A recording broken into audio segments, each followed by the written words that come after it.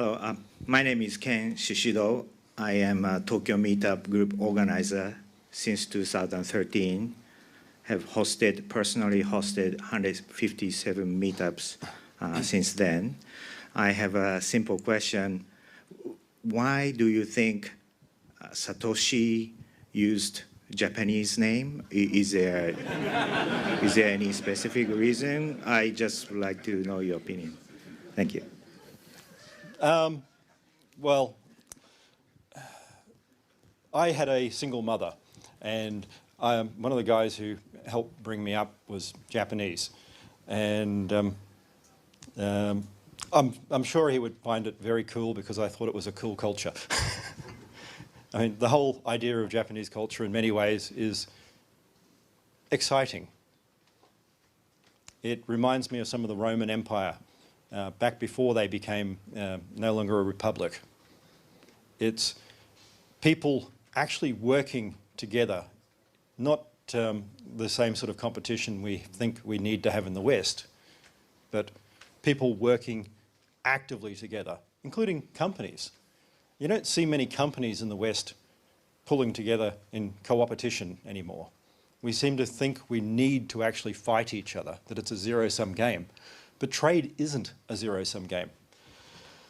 There was a Tokugawa period philosopher who talked about trade in Japan. He happens to have, well, part of the name of Satoshi Nakamoto. His name was Nakamoto. And he wrote about how Japan needed to open up and have trade with the West, that we need to work together and it will build a big, strong country. And we need to work together and build a big, strong Bitcoin. It doesn't matter whether we like each other, whatever else, we're all in the same boat. We are not here to try and stifle Bitcoin. We want Bitcoin to be the financial sovereignty and security mechanism for the world. It is not just censorship resistance. We get that by being big. If 5 billion people are using Bitcoin, there is no censorship.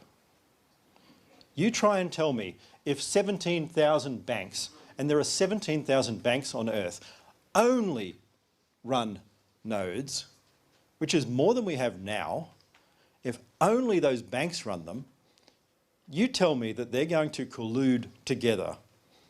When was the last time you saw a successful cartel in real life actually stay together? They don't. They all require government aid. Even De Beers is falling apart. De Beers was the longest cartel in history because they owned governments. They owned Rhodesia. They owned Sierra Leone. They don't anymore. So even they are falling apart.